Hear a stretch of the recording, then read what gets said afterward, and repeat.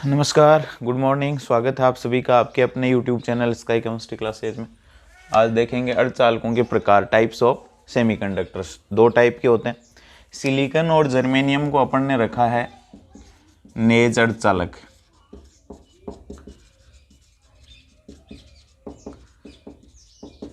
और इनकी चालकता व्यावहारिक रूप से उपयोगी नहीं है। किनकी? सिलिकॉन और जर्मेनियम की।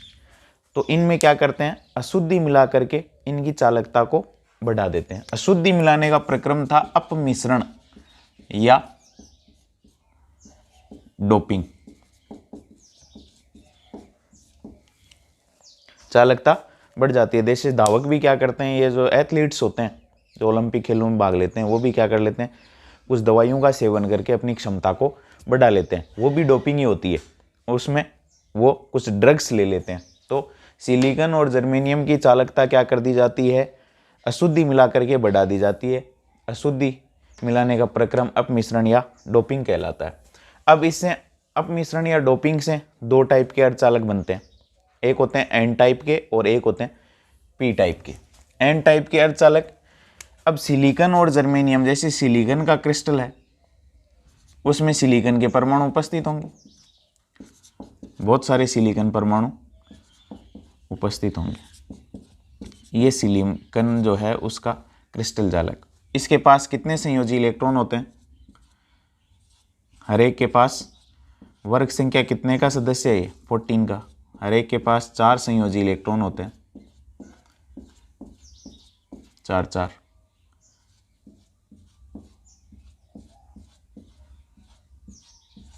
ये।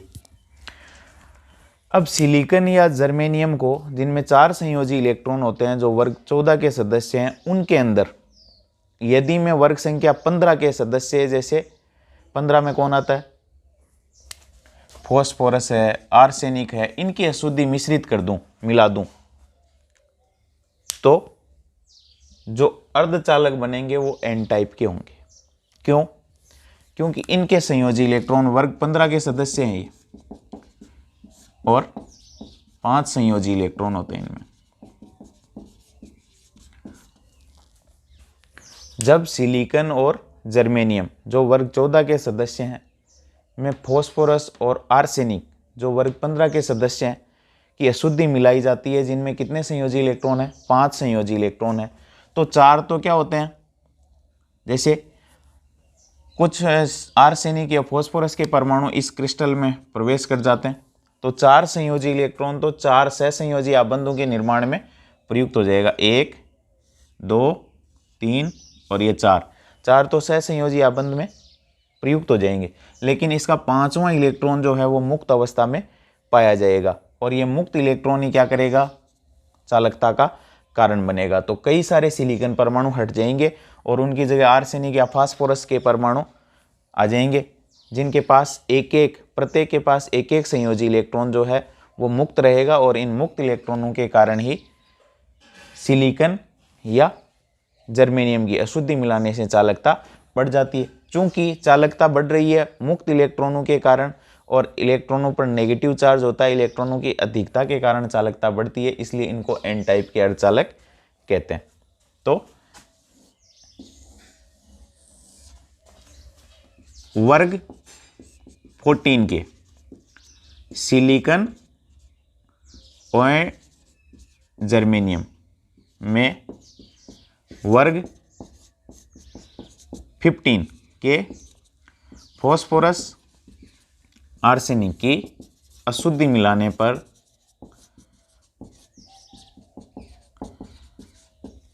एन टाइप के क्या बनते हैं? एन टाइप के अर्धचालक बनते हैं। ये बात हो गई। वर्ग संख्या 14 में 15 के मिलाते हैं तो इलेक्ट्रॉनों की अधिकता के कारण चालकता बढ़ जाती है, इसलिए एन टाइप के। और इसमें सिलिकॉन जर्मेनियम में फॉस्फोरस आर्सेनिक की अशुद्धि मिलाते हैं, तब इनको अपन एन टाइप के अर्धचालक कहते हैं। और ये रहा अपना मुक्त इलेक्ट्रॉन जो आपको दिखाई दे रहा है। सेकंड है पी टाइप के अर्धचालक, पी प्रकार के अर्धचालक।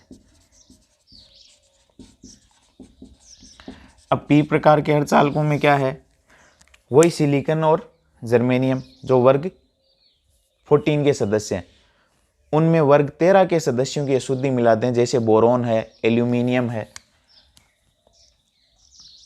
जैसे जर्मेनियम ले लिया अब की बार, ये वर्ग 14 का सदस्य है, इसके पास 4 संयोजी इलेक्ट्रॉन है, 1 2 3 4, इसके पास भी 4 है, इसके पास भी 4 है, इसके पास भी 4 है, इसके पास भी 4 है, इसके पास भी 4 है, इसके पास भी 4 है, और इसके पास भी 4 है, और इसके पास भी 4 है। तो ये क्या करते हैं, सहसंयोजी आबंधों का निर्माण कर लेते हैं इस तरीके से। अब जब सिलिकॉन और जर्मेनियम जो वर्ग 14 के सदस्य हैं, उनके अंदर वर्ग संख्या 13 के सदस्यों की अशुद्धि मिला देते हैं, जैसे बोरोन की अशुद्धि मिला दी, तो बोरोन के संयोजी कोष में कितने इलेक्ट्रॉन हैं, 3। तो एक ये रहा, दूसरा ये रहा, तीसरा ये रहा, चौथे की जगह क्या रह जाएगी, रिक्त रह जाएगी। यानी ये क्या बन गया, एक इलेक्ट्रॉन के लिए होल बन गया ये। इनको अपन इलेक्ट्रॉन छिद्र कहेंगे, जिनमें इलेक्ट्रॉनों की जहाँ कमी होगी उसको इलेक्ट्रॉन छिद्र कहेंगे। अब इलेक्ट्रॉन छिद्र बन गया है किसके कारण, इलेक्ट्रॉनों की कमी के कारण। और जहाँ इलेक्ट्रॉनों की कमी होती है उसको अपन पॉजिटिव टाइप के अर्धचालक, पी टाइप के अर्धचालक कहते हैं। अब इस इलेक्ट्रॉन होल की, इलेक्ट्रॉन छिद्र की पूर्ति के लिए दूसरी जगह से इलेक्ट्रॉन क्या होगा, स्थानांतरित होगा। मान लीजिए यहाँ से इलेक्ट्रॉन यहाँ आता है तो छिद्र यहाँ बन जाएगा और इलेक्ट्रॉन यहाँ आ जाएगा। तो ऐसे यदि अपन यहाँ 2 प्लेटें लगा दें, धनावेशित और ऋणावेशित, तो इलेक्ट्रॉन यदि धनावेशित प्लेट की ओर गति करते हुए प्रतीत होते हैं तो छिद्र ऋणावेशित गति प्लेट की ओर गति करते हुए प्रतीत हो रहे हैं। यदि इलेक्ट्रॉन उधर जा रहे हैं तो छिद्र देखो पीछे की तरफ आ गया, यहाँ आ गया छिद्र, इलेक्ट्रॉन उधर गया, छिद्र पीछे की तरफ। तो मैं यूँ कह सकता हूँ कि यदि इलेक्ट्रॉन धनावेशित प्लेट की ओर गति करते हैं तो छिद्र ऋणावेशित प्लेट की ओर गति करते हुए प्रतीत होते हैं, और इन छिद्रों और इलेक्ट्रॉनों की गति के कारण ही इनमें चालकता उत्पन्न हो जाती है। तो ये कहलाते हैं पी टाइप के अर्धचालक। तो सिलिकॉन और जर्मेनियम में वर्ग 13 के सदस्यों बोरोन या एल्यूमिनियम की अशुद्धि मिलाने पर पी टाइप के, पी प्रकार के अर्धचालक बनते हैं। इनमें चालकता किसके कारण, इलेक्ट्रॉन छिद्र के कारण उत्पन्न होती है, यानी इलेक्ट्रॉन छिद्र गति करना शुरू कर देते हैं। इनमें मुक्त इलेक्ट्रॉनों के कारण, यहाँ मुक्त इलेक्ट्रॉन के कारण होती है। एन टाइप के जो अर्धचालक हैं उनकी चालकता मुक्त इलेक्ट्रॉनों के कारण, और पी टाइप के जो अर्धचालक हैं उनकी इलेक्ट्रॉन छिद्र के कारण क्या होती है, चालकता बढ़ती है। तो अपने को क्या क्या ध्यान रखना है, वर्ग 14 में वर्ग 15 की अशुद्धि मिलाते हैं तो एन टाइप के, वर्ग 13 की अशुद्धि मिलाते हैं तो पी टाइप के। इनकी चालकता, एन टाइप की जो चालकता है वो मुक्त इलेक्ट्रॉनों के कारण होती है, और इनकी इलेक्ट्रॉन छिद्रों के कारण होती है। इलेक्ट्रॉन छिद्रों के कारण जो है वो इनकी चालकता होती है। तो इलेक्ट्रॉन जिधर गति कर रहे हैं उसके विपरीत दिशा में अपने को छिद्र गति करते हुए नजर आते हैं। जैसे माइकल जैक्सन की मून वॉक गति में वो गति आगे की तरफ करता है तो पीछे की तरफ जाता हुआ प्रतीत होता है, वैसी गति हो रही है। इलेक्ट्रॉन आगे की तरफ जा रहे हैं तो छिद्र पीछे की तरफ गति कर रहे हैं। यदि अपन इलेक्ट्रोड लगा दें या प्लेटें लगा दें धनावेशित और ऋणावेशित, तो यदि इलेक्ट्रॉन धनावेशित प्लेट की ओर तरफ जा रहे हैं तो छिद्र अपने को ऋणावेशित प्लेट की तरफ जाते हुए प्रतीत होते हैं।